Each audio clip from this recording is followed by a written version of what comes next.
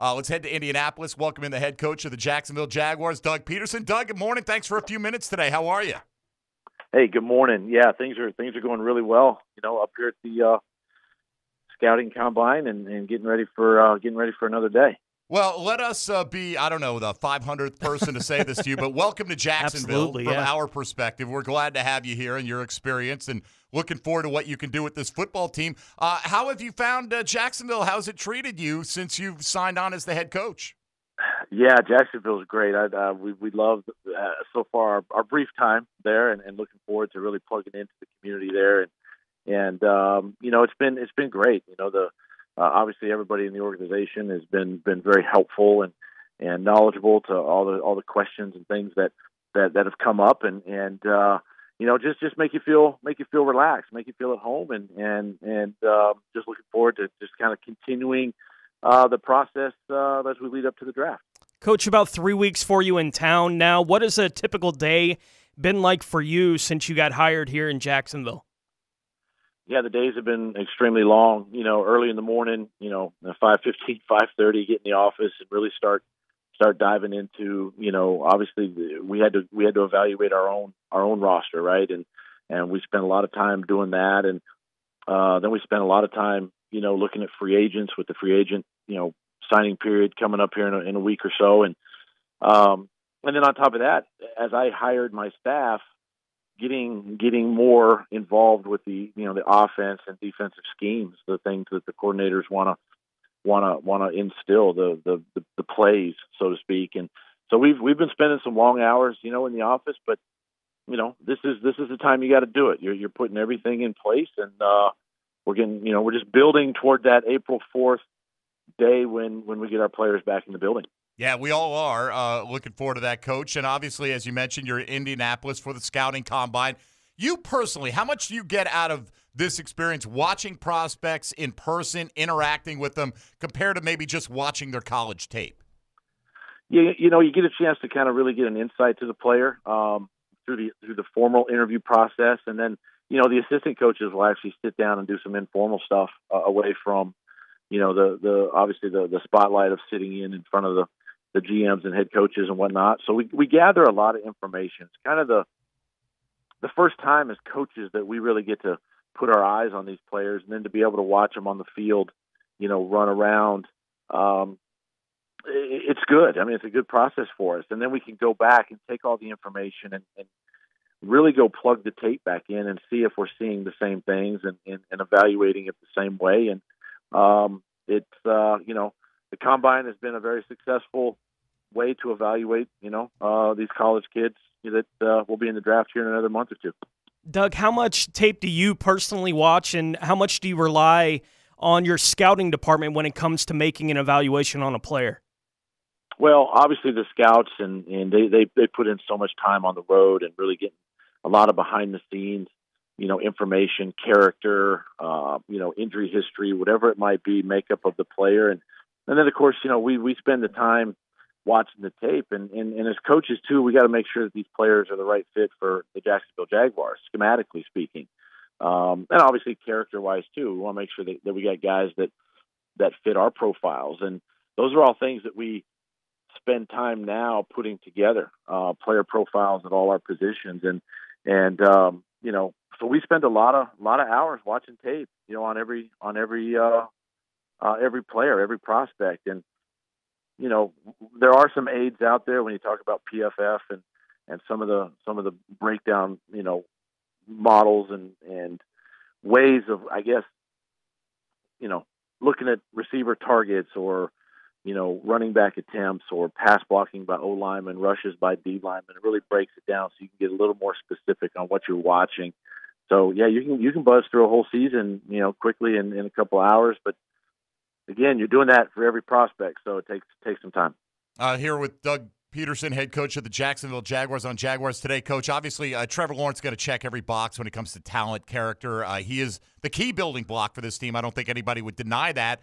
But when you look at this current roster, I know you're still probably familiarizing yourself with the depths of it, but can you give us one player on offense and defense other than Trevor Lawrence that you look at right now and say, this guy is a foundational piece that this team can continue to build around?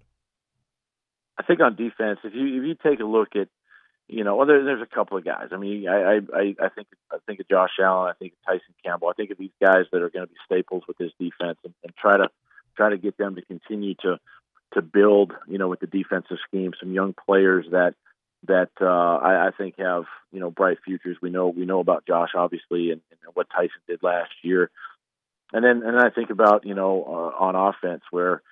We mentioned Trevor, but you take him away, you think about James Robinson, you think about Travis Etienne, you think about even hopefully we get DJ Shark back. I mean, you think about some of these younger receivers that we do have, and there's some skill and ability there that we're excited as a staff to get going with, and we have some work to do. Obviously, it's not.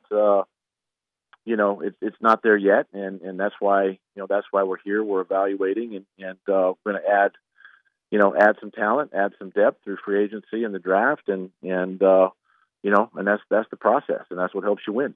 Coach, as you're putting together the plan, do you think that in general there are some positions that are easier to fix for you and the team in free agency, and others that you're just better off targeting in the draft eventually? I think that's accurate. I think you can find a free agent that can really come in and plug and play for you, right? And that's at any position that you're looking at, where guys can come in and fill a void right away. And then, you got to be a believer in the draft, and I'm a believer in the draft, and that's the guys that are going to be Jacksonville Jaguars, hopefully for their whole career. Guys that we signed to our second contracts, right? Guys that we groom from the ground up, and so you kind of build it both ways. But those free agents are guys that can come in right now, maybe fill that void, and then you fill in the depth through the draft.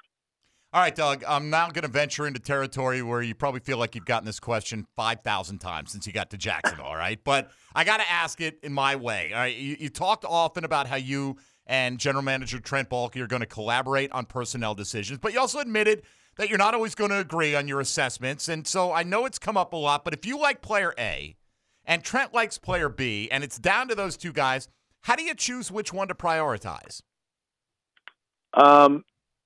It comes down to really, we're going to be happy with either player, because if I'm happy with a player or like a player and he likes a player, the fact of the matter is they're going to be Jacksonville Jaguars, and that's the message that I send to my staff. I kind of,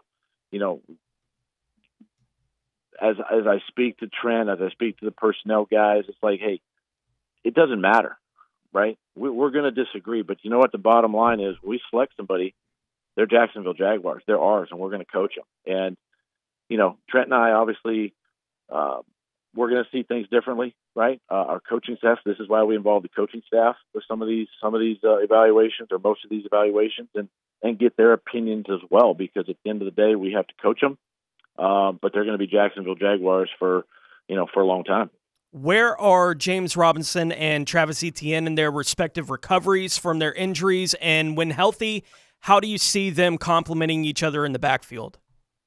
Yeah, when healthy, I think it's a really good 1-2 punch. I think you got a really good, really good first, second, even a third down back in James, and his size and his ability to run and power behind his pads and all that. And you look at Travis, with his ability to catch the ball out of the backfield, move him around your offense, line up in some empty formations.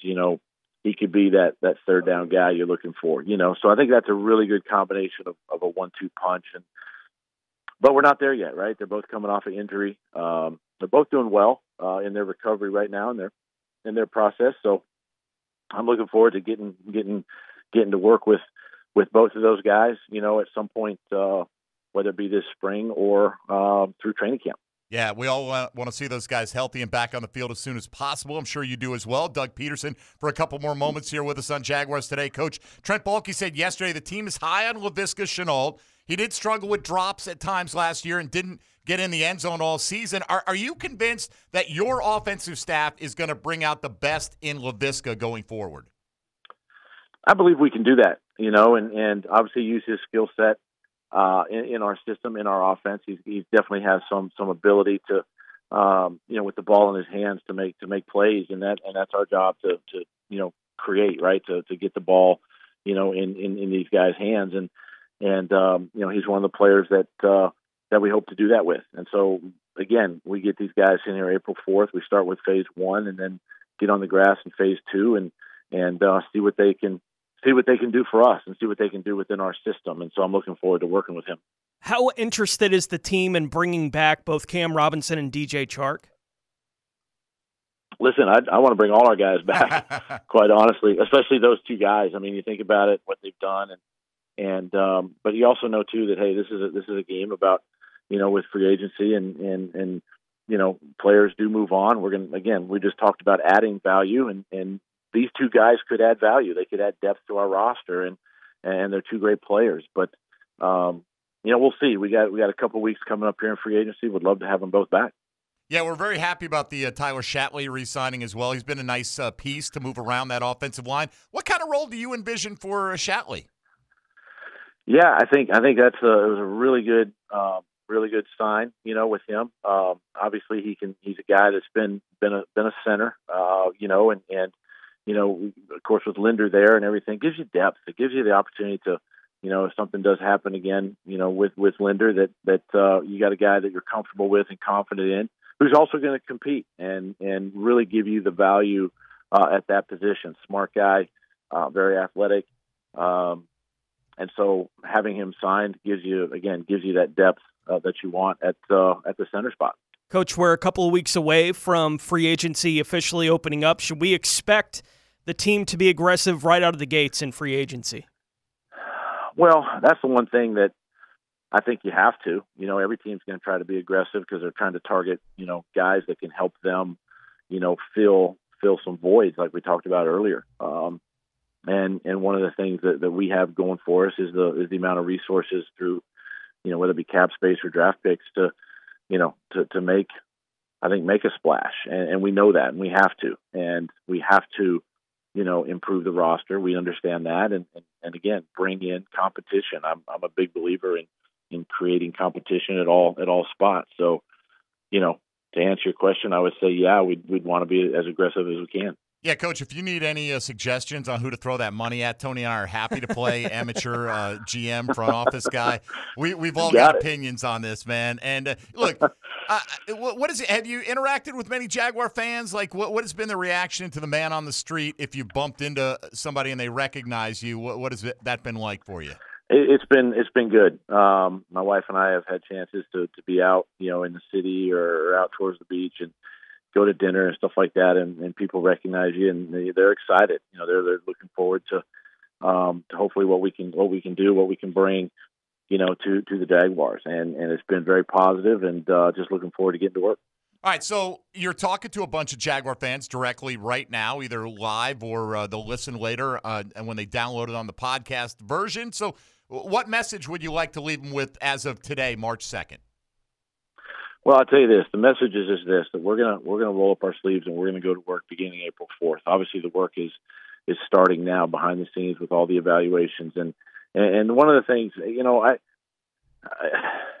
I like to use the word be competitive, but then again, I don't like the word competitive because it sounds like you're gonna try hard and all that. But we're gonna put together a roster that hopefully one day can win a championship, and that's something that I had success in Philadelphia, and want to bring that same mindset and mentality to Jacksonville. And we know that it's definitely a work in progress. This is not an overnight fix, and sometimes patience could be a virtue. You look at teams around the league. I just think about the Bengals right now and the success, and they've had now in the last, really this past year, but how they've built that program, and that's kind of the model that I look at, and how we can do the same thing in Jacksonville. So, listen, we're going to hit the ground running with our players. The players are excited. The ones that have been in the building already that I've talked to are looking forward to the off season and getting to work.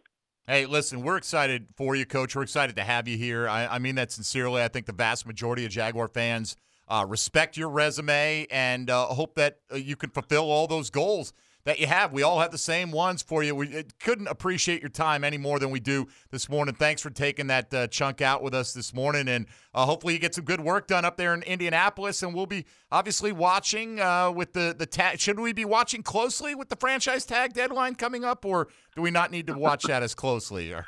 Well, I mean, everybody watches everything closely anyway, so you can watch however you want to watch. Thank you. I had to give it a shot. I had to give it a shot, Doug. I know. All right, buddy. Listen, I appreciate it. We appreciate you very much, and best of luck. Hopefully, we get to do this from time to time, and hopefully, you get to celebrate a lot of wins in your tenure here in Jacksonville. I appreciate it. Thanks for having me on here, guys, and we'll talk to y'all soon.